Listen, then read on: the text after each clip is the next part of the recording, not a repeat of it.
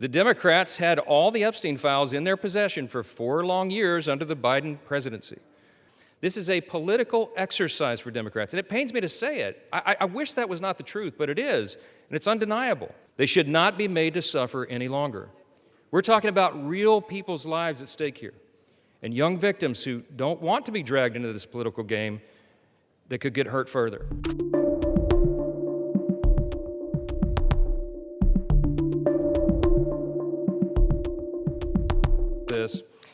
For 43 long days, the Democrats held this House and the entire country hostage. Finally, with the lights back on, this body's returning to our regular legislative session. We have a lot of work to do. My colleagues on this side of the chamber are ready and eager to get back to our urgent legislative work that we promised the American people we would do.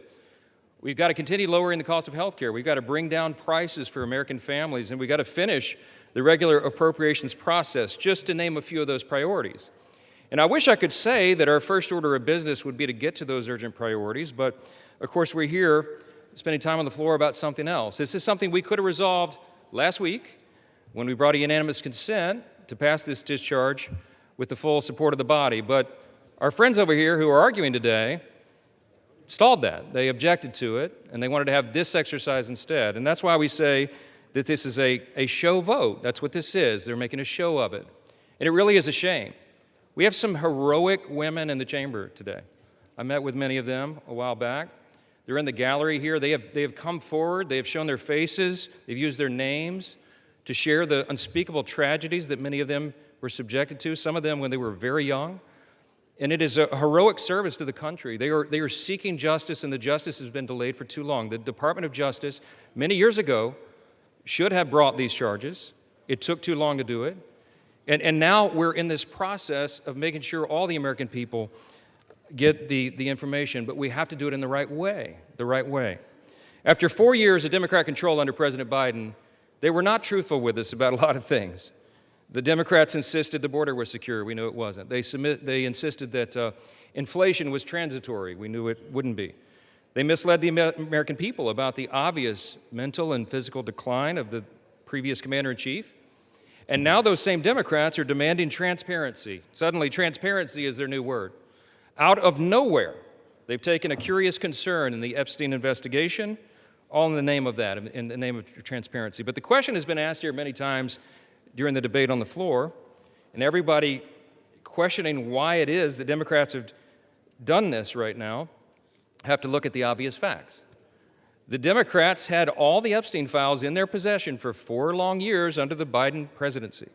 The Biden Department of Justice had these files, and no one on this side who is breathless today about the urgency of this release ever said a word about it. And it was the Democrats who could have urged President Biden's Department of Justice to go beyond prosecuting just Epstein and Ghislaine Maxwell, but they didn't do it. And so it's a fair question to ask today, why now? Why the sudden urgent interest in Jeffrey Epstein? Look, we know why. It's because the Democrats were never interested in transparency or executing justice or protecting the victims of this unspeakable tragedy before. The simple truth is obvious for everybody to see. This is a political exercise for Democrats, and it pains me to say it. I wish that was not the truth, but it is, and it's undeniable. This is as deceitful and dishonest as their pointless stunt was to shut the government down. Democrats are using the Epstein tragedy, the unspeakable evils that this guy committed with his trafficking ring and all of the abuses that they made these young women go through. They're using that as a political weapon to try to distract from their failures as a party and to try their best to try to tie President Trump somehow into this wretched scandal. The president had nothing to do with it. He's been very clear, and he has nothing to hide, and that's why he's endorsed the vote today. I suspect this vote will be probably unanimous. But here's the important point that everybody needs to understand. We have been advocates of maximum transparency, but we have also insisted that the victims be carefully protected.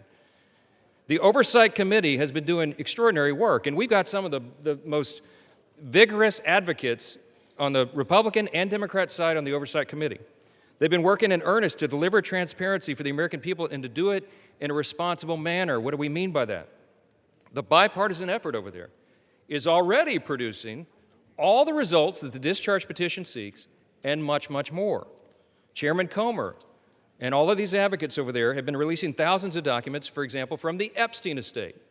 By the way, in my view, that's been the greatest treasure trove of information because it's yielded for us Epstein's own personal flight logs, his financial records, his daily calendars, and so much more. But importantly, none of that was addressed or is addressed in the legislation that's being voted on today. The estate files wouldn't even have been encompassed in that. And so it goes to show that the Oversight Committee is doing it from the right way. From the very beginning, we've been insistent that this matter be handled carefully and with the utmost caution and care for the people who have been harmed. They should not be made to suffer any longer. We're talking about real people's lives at stake here, and young victims who don't want to be dragged into this political game that could get hurt further. But the Democrats are rushing the release of thousands of unsubstantiated documents that may be included in this, that are going to be in the public domain with the passage of this bill. And there are serious deficiencies in the legislation that I have noted at length, and Republicans have to work to address those deficiencies in the Senate if and when this legislation is advanced. I stood before the American public today at our press conference, and I explained in detail the dangers of the discharge petition.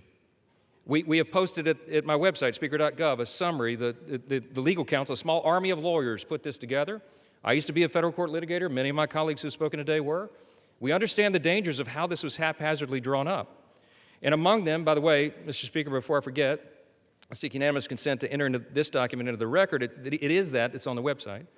It's entitled, How the Flaws of H.R. 4405 Could Re-Victimize Epstein's Victims, Create New Victims, and Damage the Judicial System. It is dated today. Thank you. And it summarizes just 5 or 6 of the major concerns. Among them, it fails to fully protect victim privacy. It could create new categories of victims. It potentially jeopardizes grand jury secrecy. It fails to prohibit release of child sexual abuse materials that are not appropriately defined in the legislation. It jeopardizes future federal investigations, and we have national security concerns regarding classified information. We'll put this in the record because we need the legislative record to reflect what is the legislative intent behind this vote. I used to litigate cases. We would litigate federal statutes and whether or not they could survive, and legislative intent is important, and we need to say clearly for the record, as a Speaker of the House, I'm saying to you, this legislation that will pass today is flawed and it must be amended. The question is, why didn't we amend it here before we passed it? Because the authors won't allow it. Because under the rules of the House, under a discharge petition, they have to agree to consent for the legislation to be amended, and they're not doing that. So now we rely upon our partners in the other chamber to get that done, and they need to do that. The victims deserve our utmost respect. In fact, they should be saluted for their courage. And the young women who have not come forward, who are now, some of them are middle-aged women who have not come forward, also deserve our respect, and they deserve to be protected. Republicans support transparency. We want maximum transparency, especially when it comes to disclosing the names of anybody who had anything to do with these evils, anybody who conspired with or aided in any way Jeffrey Epstein. They must be brought to justice. We want the bill to be amended so it doesn't, at the same time, violate victim privacy, create new victims, disclose the names of any whistleblower or informant, cause the release of grand jury materials or child sexual abuse materials, or undermine our national security. And if and when the Senate takes this up, we will work with our colleagues over there to make sure that these things are corrected. I'll just close with this simple thought.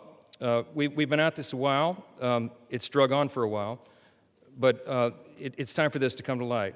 I expect that this will be a unanimous vote, and it will reflect what I think every member in this chamber, and I'll say this now, at least in recent days, every member of the chamber on the Democrat side, they didn't say anything for 4 years, but they're for maximum transparency now, and so is this side. But we want to do it in a respectful and careful manner so that we don't subject innocent people to further harm. And that has been the whole thing. I told all my members today I'll be voting yes on this, and I suspect almost everyone will. We'll send it to the Senate, and we hope it's corrected. Thank you for the time, Mr. Speaker, and I yield back.